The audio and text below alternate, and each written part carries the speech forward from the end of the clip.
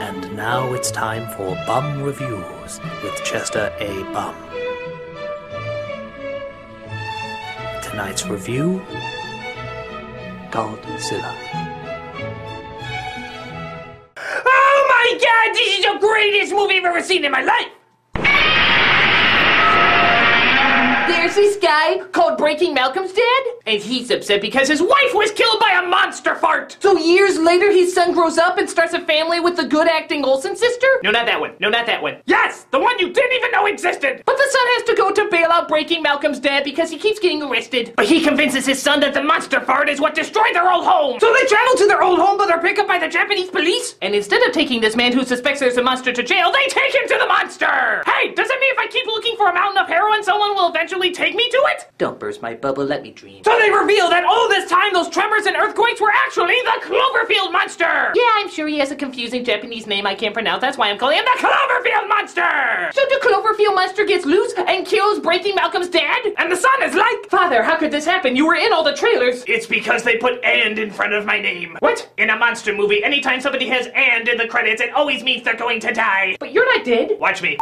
Damn you, predictable opening credits! So the scientists gather all the discs that Breaking Malcolm's dad had at the old place, but they still need more information, so they ask the son! Son of Breaking Malcolm's dad, do you have any information that he said that could help us? Well, he does have an entire house in Tokyo that has like newspaper clippings and all this information listed everywhere. No, that's too specific. We need a really vague, short clue. Well, he did say the monster was talking. That's it! Let me consult with my other scientist through some science jargon that you'll never understand. Okay. Science. Okay. But humanity might have one hope. Years ago, a giant dinosaur who didn't get the letter that he was supposed to be extinct stayed around. They tried to use the A-bomb to destroy him, but that only made him mad. And the Japanese scientist calls him Godzilla. A name so recognizable that it will immediately make you laugh every single time somebody says it in the movie. What is the location of Godzilla? What's so funny? It's just...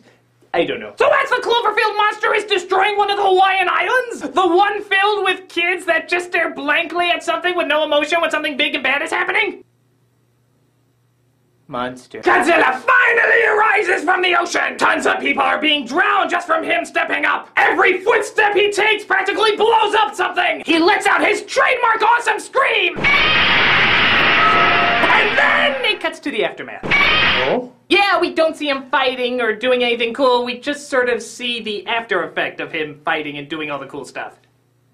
Well, it's not like that was especially important in a Godzilla movie! Especially when we see an even bigger, badder Cloverfield monster is coming in Nevada! That's right, 3 monsters in this movie, triple the carnage! We see her going towards Reno, all the people in the casinos look afraid, and we cut to the aftermath. Oh? Oh no, look at all those cool, awesome destruction-y things we didn't see happen. Here's 5 seconds of it on the news. But it's okay, I'm sure they're building up to something really, really big! Like GPS, the movie. The monster is going here. Well, then we should go here too. The other monster is going that way. We'll send some guys to go that way too. Our main character wants to go home. We'll put him on this mission first. We're not going anywhere until we find a Godzilla movie. So the main character tries to fight the monster on a bridge, which is so much more interesting than seeing them fight in a city. But then the Japanese scientist warns them. You should not do anything. You should just let the monsters fight and let nature take its course. Everything will be fine. You know, Godzilla just ripped up the Golden Gate Bridge while we were evacuating a city filled with school buses that had a bunch of little tiny children in them. That's because you were trying to evacuate the city. If you just do nothing, everything will be fine. Yeah, but that city we're evacuating, the 2 monsters are now using it as a nest and destroying every single possible building in sight. As long as you don't use any man-made weapons on him. Yeah, because if we didn't do that, millions of people would still be alive. Hey!